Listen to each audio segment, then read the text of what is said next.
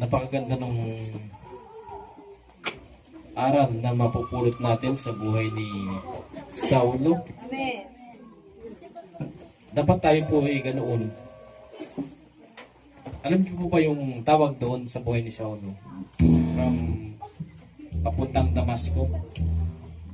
Yan po ay tinatawag na encounter. Encounter Jesus. Bisan kasi kapag hindi mo talaga na magaling pa mo yung pandinig. Amen. Ang isang tao na walang totoong encounter sa ating Panginoong Yesus, malabo yung sumunod. Amen.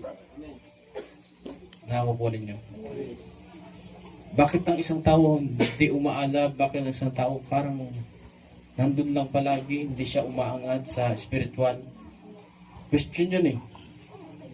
Baka hindi pa niya na-encounter ng totoo ang Panginoon Yeshua. Amen. Amen po ba? Amen. Kailangan mong ma-encounter ang Panginoong Jesus. Amen. Meron din naman na ganito. Na-encounter niya na. Nakaranas na siya ng himala. Nakita na siya ng liwanag. Napagaling siya, napuspos siya. Sa kabila na na-encounter na niya, nangusap sa kanya sa panaginip. Di ba? Sa kabila na na-encounter niya na ang Panginoong Jesus sa iba't ibang paraan, eh hindi pa rin tumugon. Delikado po yan. Amen. Amen. Amen po. Si Apostol Pablo na dating Saulo, nung na-encounter niya yung liwanag ni Kristo, agad-agad naglingkod siya. Amen. Wala nang duda-duda. Amen. Amen po. Wala nang duda-duda na wala nang pagdadalawang isip. Ganyan po dapat ng Kristiyano kapag na-encounter mo Amen. ang himala ng Diyos, ang kapangyarihan ng Diyos. Wala nang pagdadalawang isip. Ay, totoo na to eh. Amen. Wala na. 100% sure ito. Pero, paano mo sabing 100% sure kung hindi mo naman talaga na-encounter? Kaya ikaw yung tao talagang duda ng duda ng duda ng duda. Amen po ba? Amen. Amen po. Kaya hangarin mo na ma-encounter mo talaga ang Panginoong Jesus. At kapag na-encounter mo, eh, panindigan mo. Amen po. Ang pagiging Kristiyano. Huwag kang Amen. duda ng duda. Amen. Amen po. Okay? Awitin po natin. Salamat sa liwanag.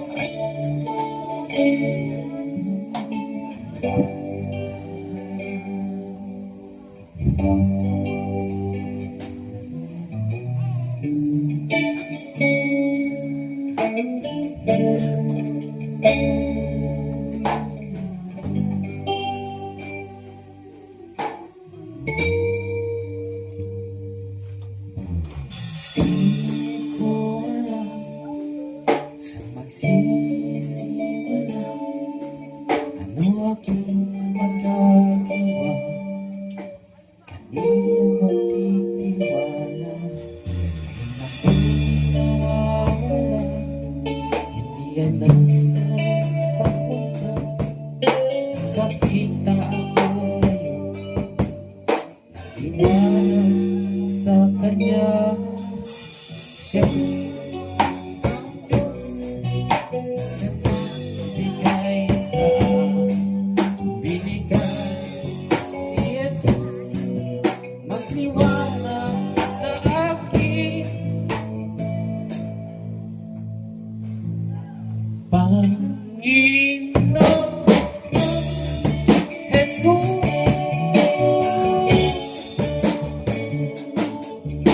salamat sa iyo. Niligtas mo ako.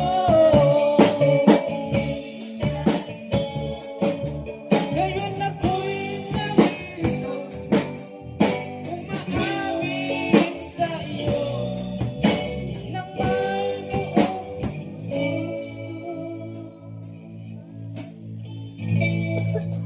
Salamat sa iyo.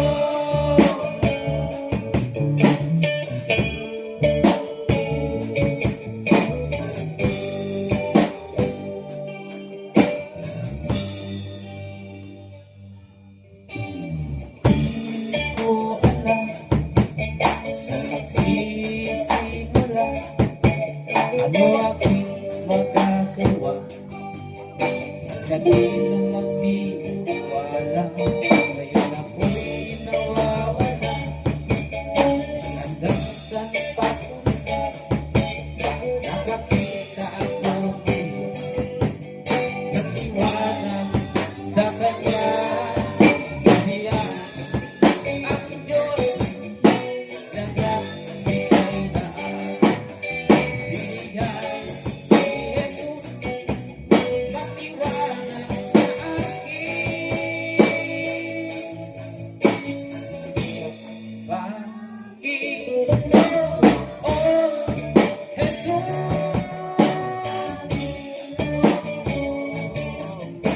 salamat sa iyo.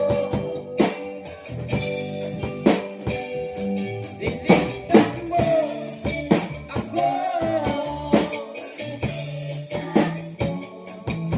Ngayon ako'y naririto, umaawit sa iyo ng may buong puso.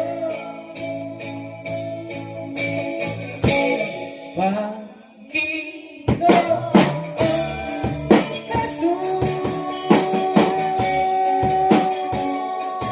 Jesus, salamat sa iyo.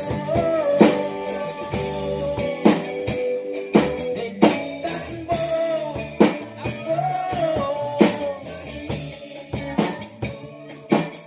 Ngayon ako'y narito, umaawit sa iyo ng may buong puso.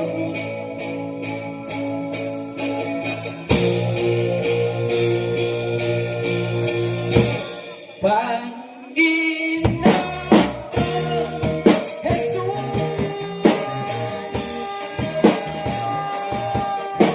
salamat sa iyo. Niligtas mo ako. Ngayon ako'y narito, umaawit sa iyo ng may buong puso.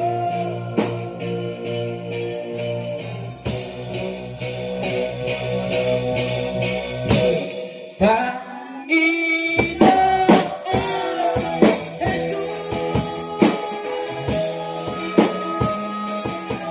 Jesus, salamat sa iyo. Niligtas mo ako. Ngayon ako'y narito, umaawit sa iyo ng may buong puso. Yes, Lord. Salamat sa iyo.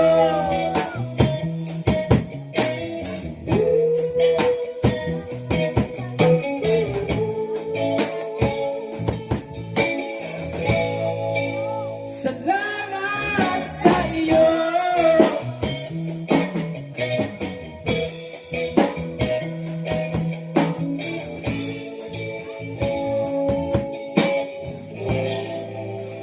Salamat sa iyo.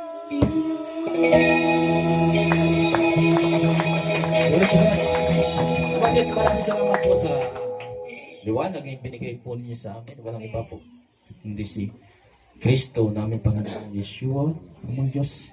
Ito po yung manatili po sa amin.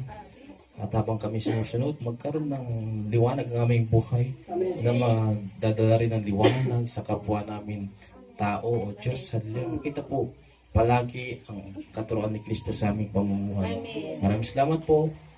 Ito po ang aking dalangin. Nagkakaisa po namin panalangin sa pangalan ng aming Panginoon Yeshua. Amen. Amen.